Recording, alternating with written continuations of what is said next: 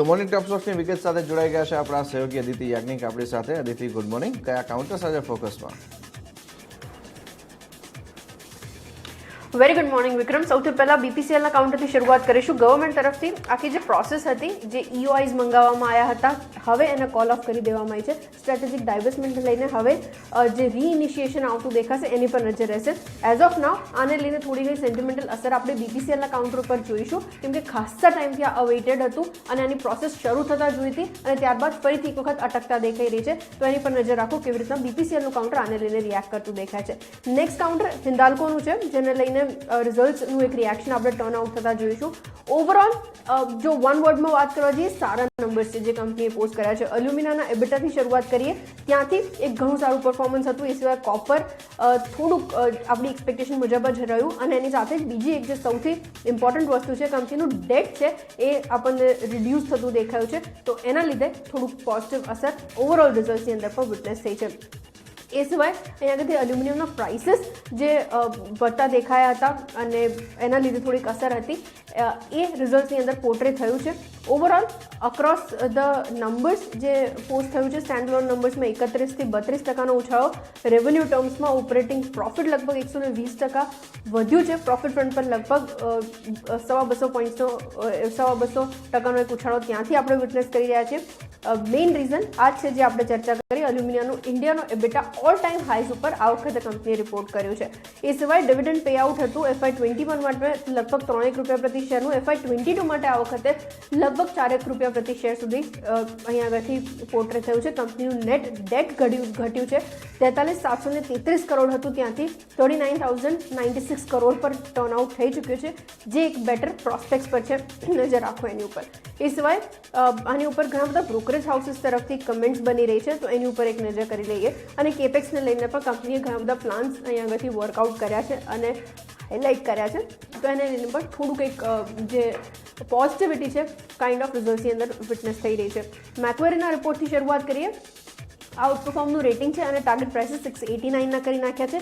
EBITDA front ઉપર એક bit હતું, પ્લસ કંપનીનું ગ્રોથ અને બેલેન્સ શીટ જે રીતના ફોકસ થઈ રહ્યું છે હવે એ થોડુંક બેટર દેખાય છે. સ્ટોક વેલ્યુએશન રિસ્ક હવે અપસાઇડ માટે સ્ક્યુડ છે, એ અહીંયાથી કમેન્ટ કર્યું છે. JP મોર્ગન તરફથી ઓવરવેટનું રેટિંગ 565ના ટાર્ગેટ્સ કરી નાખ્યા છે, જે પહેલાં 600ના હતા ત્યાંથી રિવાઇઝ કર્યા છે. અંડર પરફોર્મન્સ અહીં આગળથી સ્ટ્રોંગ અર્નિંગ્સ અને કેશ ફ્લો જે દેખાઈ રહ્યો છે એના લીધે જસ્ટિફાઈડ નથી, but still potential policy action અને કંપનીના સ્ટોક પ્રાઇસીસની ઉપર જે ઓવરહેંગ હતું અહીંથી કેવી રીતના વર્કઆઉટ કરે છે એની પર નજર રાખવી જોઈએ. જેફરીઝ તરફથી રિપોર્ટ, હોલ્ડનું રેટિંગ ટાર્ગેટ પ્રાઇસીસ કટ કરી અને 440ના કરી નાખ્યા છે.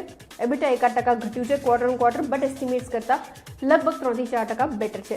India aluminium business peak out થઈ ચૂક્યું છે. સ્પોટ એલ્યુમિનિયમ ઓલમોસ્ટ 13% છે, જે ક્વાર્ટર ફોરના પીક્સ હતા ત્યાંથી. હવે આવનાર 2 વર્ષ થોડાક સ્ટ્રોંગ રહેશે. એબિટા અને EPS એસ્ટિમેટ્સ માટે જો કે FY23ના 6 to 13%નો એક ફોલ એક્સપેક્ટ કરી રહ્યા છે.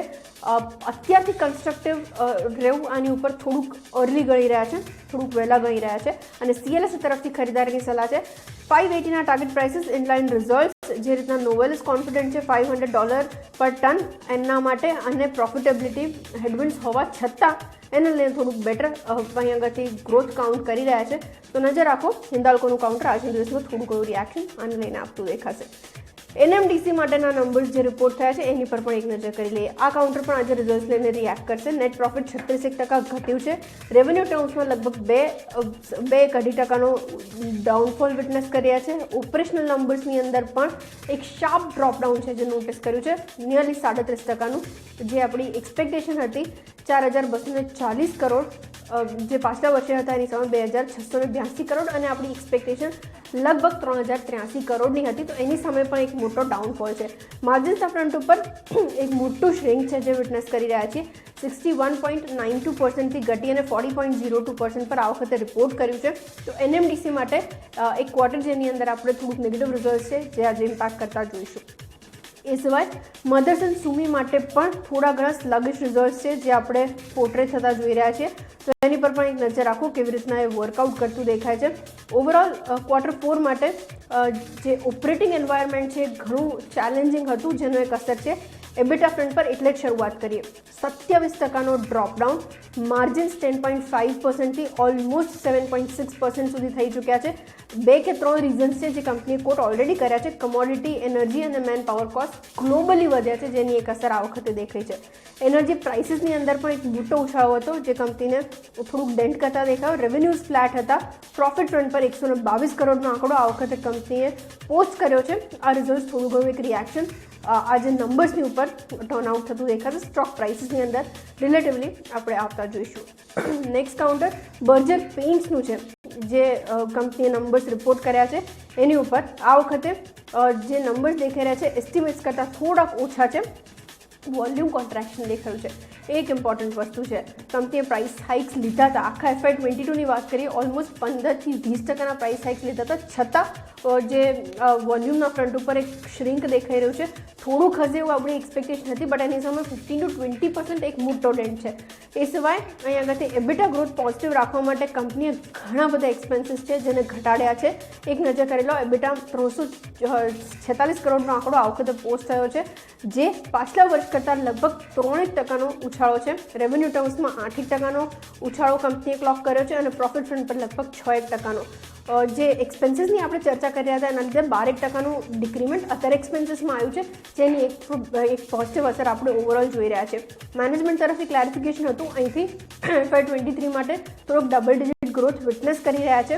ઓલરેડી 2 પ્રાઇસ હાઇક્સ લઈ ચૂક્યા છે, એક મેમાં અને એક જૂનમાં, જે ટોટલ 2% જેટલું થઈ ચૂક્યું છે. ડિમાન્ડ થોડીક અહીંયા સુધી પ્રાઇસ હાઇક્સના લીધે ઇમ્પેક્ટેડ રહી છે. આગળ કેવી રીતના રિકવર થાય છે એની પર આપણે ખાસ ધ્યાન રાખતા રહીશું. હવે આ જે નંબર્સ છે એની ઉપર બ્રોકરેજ રિપોર્ટ્સ પણ ટર્ન આઉટ થયા છે, તો એક નજર કરી લો. મોર્ગન સ્ટેનલીએ રિપોર્ટ આપ્યો છે. અંડરવેટનું રેટિંગ 546ના ટાર્ગેટ પ્રાઇસીસ, જે પ્રમાણે Q4 FY22 મિસ હતું ટોપ લાઇન ઉપર. અહીંયા આગળથી એને જોતા અંડરવેટનું રેટિંગ કરી નાખ્યું છે અને સાથે જ નેગેટિવ વ્યૂ છે પેઇન્ટ ઇન્ડસ્ટ્રીની ઉપર. કંપનીની એબિલિટી જે પ્રમાણે એક ફાસ્ટર પેસ પર ગ્રો કરવાની છે એ ડિટર્મિનન્ટ છે, બટ અહીંયા આગળથી મિનિંગફુલી એટલું આઉટ પરફોર્મન્સ દેખાય એવી શક્યતાઓ ઓછી જોઈ રહ્યા છે. તો એને લઈને બર્જર પેઇન્ટ્સનું કાઉન્ટર પણ આજે થોડું ઘણું રિએક્ટ કરતું દેખાશે. નેક્સ્ટ જે નંબર્સ આપણે ડિસ્કસ કરી રહ્યા છીએ, પિરામલ એન્ટરપ્રાઇસીસના નંબર છે. પિરામલ એન્ટરપ્રાઇસીસ માટે આ વખતે કંપનીએ જે રેવન્યુ ક્લોક કરી છે લગભગ 22-22% ગ્રોથ ત્યાં. નેટ પ્રોફિટ ફ્રન્ટ પર લગભગ 109 કરોડનો આંકડો, જે 570 કરોડનો હતો ત્યાંથી આવતો દેખાયો છે. એના કમ્પેરિઝનમાં જે લોસ હતો 571 કરોડનો, એની સામે પ્રોફિટ ફિગર્સ એબિટા લગભગ 33-34% ઘટ્યું છે, 1777 કરોડની સામે 1176 કરોડ પર, અને માર્જિન્સમાં પણ 52.2%થી ઘટી અને 28.82% પર ટર્ન આઉટ થઈ રહ્યા છે. નજર રાખો, આ નંબર્સ પણ થોડું ઘણું રિએક્શન આજના દિવસમાં આપતા દેખાશે. ફોકસ કરતા રહીશું એની પર. અને લાસ્ટલી ઝીનું કાઉન્ટર થોડું ઘણું રિએક્શન આપશે, જે નંબર્સ આવતા દેખાય છે એક્સપેક્ટેશન કરતાં થોડાક લોઅર સાઇડ પર છે.